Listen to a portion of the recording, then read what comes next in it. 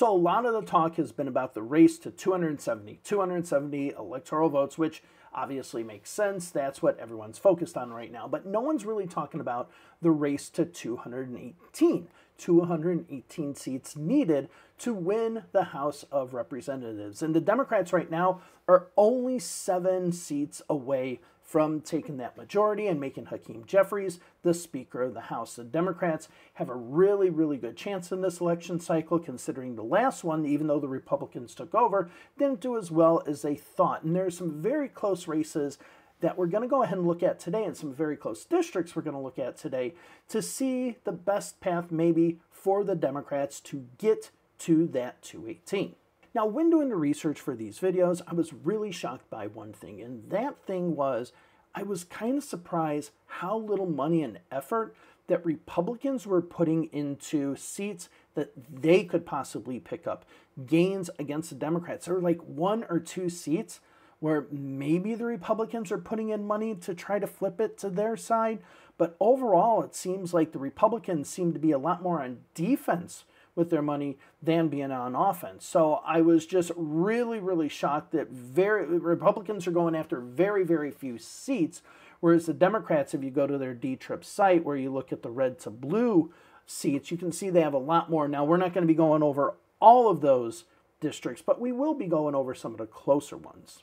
Now, the first good news for Democrats is we can almost take that 7 number and bring it right down to 6, because there has been a new Democratic district created in the state of Alabama due to some federal court cases. So the 2nd Alabama Congressional District is now a very likely Democratic district, bringing that number down to 6. Now, it could be competitive.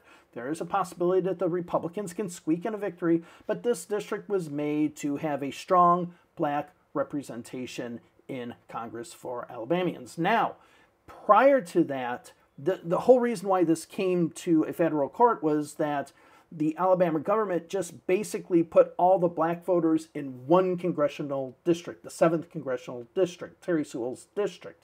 And the federal court said, well, you know, there are a lot more blacks in Alabama than just that one congressional district, and you're drawing it up in a way that makes it that it doesn't really represent the population as a whole. So they've now created the 2nd congressional district, and it is much stronger Democratic. Now, if you look at the district, it includes a lot of the black belt that we are used to, where Joe Biden had done well before, and it also, most importantly, puts the city of Montgomery in this district. So now you are truly splitting Montgomery and Birmingham, having these in 2 separate congressional districts, whereas before they just put them in the same district. So this is really going to be an advantage for the Democrats. Now, the first bigger state that we're going to look at is the state of New York, because New York had to have their districts redrawn, and now they have been redrawn, and it seems to favor the Democrats a lot. And the Democrats could possibly get a large number of those 6 extra seats after the Alabama one. Seems like they can get a lot of them in New York themselves. So let's go ahead and delve into New York and delve into the first one with New York, which is the 4th Congressional District. Now, the 4th Congressional District has Anthony D'Esposito against Laura Gillen, the Democrat. Now, D'Esposito is the incumbent. This is the kind of district that Republicans need to worry about. As I've mentioned in other videos, there is like an urban sprawl going outside and going as far as the Democrats and going into the suburbs.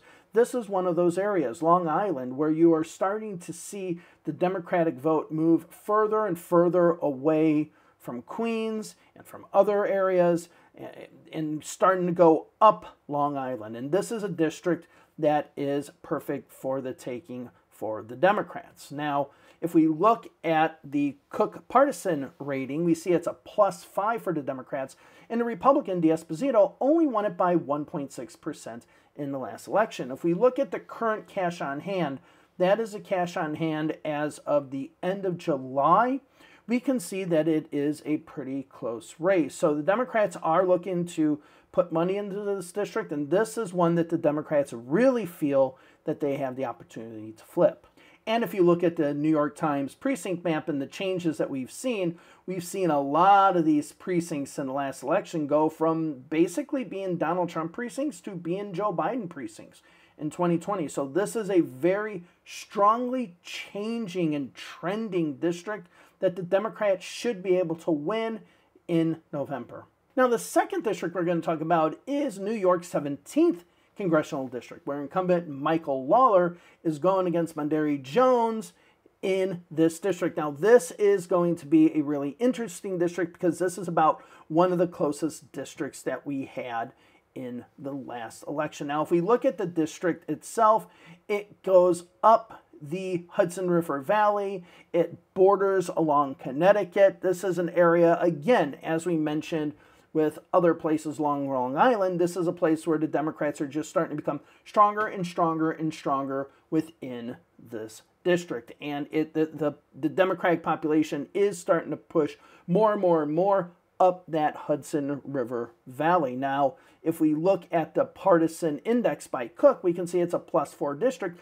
And if we look at that district, we see that it was only won by Lawler with 0.6% of the vote. So this shows how absolutely close this district is. Now, if we look at the cash on hand, we see a lot of money is being poured into this district. So the amount of money being poured in here means that both parties seem to want to hold on to it. But as of right now, with the partisan rating, with Kamala Harris now leading the ticket, it looks like that this possibly could be another good Democratic pickup, especially since the last election result was 0.6%. Now, the one thing is there are some very, very strong Republican precincts here. This is where the strength is going to be for Lawler, but as you can see in most of these other precincts that we see throughout the region and throughout the district, they are trending very Democratic. Now, if we look at the overall results, we can see that it's kind of, it's still kind of blue, but even the Mount Pleasant area and a lot of this area is starting to trend kind of more heavily Democratic, even though there's still Republican area. So again, good possibility for the Democrats to pick up here. So the next district we're going to talk about is New York's 19th Congressional District, where Marcus Molinaro, who is the incumbent right now, is running against Josh Riley. Now, if we look at the map of this district, we see this is just a little bit further north going into the state and really kind of spread throughout the state from both the Massachusetts border all the way to Ithaca going to the west. So this is a very, very expansive district. Now, this is a district that is considered even on the Cook Partisan Index, but as you can see right now, Josh Riley has a lot more money on hand, and the Republicans only won it with 1.6% of the vote in the last election. So this is one that's going to maybe be a little bit of a harder nut for the Democrats to crack, but they are putting the money and the effort into it in order to win it. So if you look at this district that we see on the New York Times, we do have the areas around Albany that are going to make a real big impact. Then it does go down into Binghamton and Ithaca. So you do have some major population centers for the Democrats where, if all goes well, especially in Ithaca, which should have a higher voter turnout, just the smallest of little trends could make this district become Democratic. Now, in our last New York district, we are going to be looking at the 22nd Congressional District, where Brandon Williams, the incumbent, is looking to take on John Mannion. Now, if we look at this district, it is a +1 as far as the partisan index, but Brandon Williams only won it by 1%. But as far as cash on hand, he is looking pretty good. But if we look at the district, this is mostly a Syracuse district. Now, there are some other outlying cities or whatnot, but Syracuse is going to be the heart of this district. And if we look at the vote distribution in the most recent election, as far as the trends, yes, we do see other areas becoming more Republican, but as you can see, the Syracuse area is just trending more and more Democratic. So this looks like one that the Democrats could pick up. Again, it might be a little bit harder of a nut to crack, but it is there to crack in. It's, again, a +1 Democratic seat. Now let's move over to California. Now, this is a place where there are a lot of potential pickups for the Democrats as well. So we're going to start with California's 13th Congressional District, where John Duarte is running against Democrat Adam Gray. Duarte is the incumbent candidate. Now, if we look at the district, we can see it is just outside of the Silicon Valley area and goes all along this kind of more rural area of the Bay Area. But it is a +4 Democratic district and a huge pickup potential for the Democrats, being at 0.4% that Duarte won the last election with. Now, if we look at the funding right now, the cash on hand, it is very, very close, but this is one that the Democrats should be able to flip in the next election. So as you can see here, a lot of this area is trending Republican. This should be a good Democratic pickup, but even in the last presidential elections, it does trend a lot more Republican, which could be a lot harder for the Democrats. And by the way, you see Fresno down here. Fresno is not in that congressional district. So if you look at Modesto and other places here, it makes it a little bit harder of a nut to crack for the Democrats. But it is still a district that the Democrats should have a good chance at and should be able to win. Now, in the California 22nd Congressional District, we have incumbent David Valadao running against Rudy Salas in this election. Now, this is a rematch of the last election in 2022. Now, if you look at the district, we do have a good chunk of Bakersfield and then goes up north from there. And if we look at this, it is a +5 Democratic Cook Partisan Index. However, Valadao won by 3%.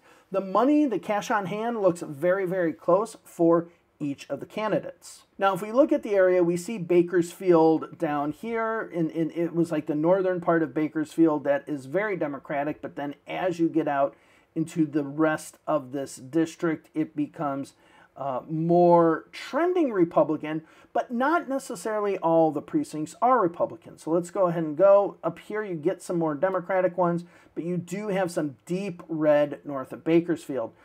Even though the partisan index looks good, this could be a little bit harder of a district for Democrats to crack. Now, when it comes to California's 27th Congressional District, incumbent Mike Garcia, the Republican, is running against George Whiteside. So we have a district here that is a Democratic partisan rating of 4, but Garcia won it with 6.4% of the vote last time. So it was a pretty convincing win. However, George Whiteside is outraising him, or at least has more cash on hand right now. Now, just so you know, this election, this district should have probably gone Democratic last time. This is Katie Hill's old district, and one of the criticisms I think that there was is that people were still playing off the victimhood of Katie Hill instead of just coming up with their own ideas and their own beliefs. So this has been a district that is that should be Democratic, but just hasn't been lately. And as you can see on our New York Times map, we got Palmdale, Lancaster, and Santa Clarita here being the population centers. There's a lot of red out in this area, but those aren't going to be what are the driving factors in this district. So our last California district is California's 45th Congressional District, a Los Angeles area district, with Michelle Steele, the incumbent Republican, going against Derek Tran, the Democrat. Now, the Democratic primary had a lot of people in it, and Tran spent a lot of money in that primary. Hopefully the Democrats will be putting more money into this election for the general election. As you can see, it's not in Anaheim, but it is around Anaheim, Garden Grove. If any of you are Sublime people, that song probably just pops up in your head right away. But we can see it around these areas, which tend to be a little bit more, but not totally, but a little bit more Democratic, because the Asian population in California is not necessarily a strong Democratic population. As you can see, the Cook Partisan Index is at 2, and you can see that Michelle Steele won the election last time with 4.8% of the vote, which is a decent margin, which might explain the cash on hand numbers that we see here. But again, I remind you that Derek Tran had a primary that he had to win. Now remember, this is a primary where everybody is put together. Michelle Steele was basically the Republican candidate. Derek Tran had to run against a bunch of other people in that to end up being second on the ballot, in the primary ballot. So a lot of his money was spent there, so we'll see if he's able to replenish that money for the general election. Now, looking at this, this might show why this particular district might not be in the Democratic's target list. It is a targeted district by them, but it might not be a top priority because you see Garden Grove and areas around here becoming more and more Republican, strongly more Republican. There's still Democratic precincts in Garden Grove, but as you can see, they are very, very close. Now, it does come up to Fullerton, I believe, and those are a little bit more Democratic and trending, but this area in and around Garden Grove becomes a huge concern for the Democrats. And finally, we're going to look at the Oregon 5th House District, where I have Lori Chavez DeRemer against Janelle Bynum. Now, this is going to be a close election as well. If we look at the map of the district, we will see that it does have the southern part of Portland and some areas around Interstate 5, but then jets out into more rural areas, which might not have as much of an impact, but it does have that, which is the reason why this district is a little bit closer. If we look at the Cook Partisan Index, we see that it is at +2, and Lori Chavez DeRemer won it by 2.1%. And as you can see, the money isn't necessarily at the point that maybe the Democrats would want, which is making me think that this is kind of more of an icing on the cake type of seat. But with it being a partisan rating of +2, it should be one that should be considered. So we'll see how this plays out over the next weeks and see if the Democrats can do anything. And as you can see on this map, we have Salem here. I think Salem is like, it goes along the interstate. So I think Salem might be in it, but the southern part of Portland makes it more and more Democratic. This area becomes more and more Republican. And if we look at the changes from 2016 to 2020, it's not really becoming more Democratic or more Republican. It's pretty much kind of in the middle. All right, so I just wanted to go over a few congressional districts for you to watch. Thank you all very much for joining me on this congressional video. I will be doing more on the House of Representatives and looking at those races. So thank you all very much. I will see you in the next video.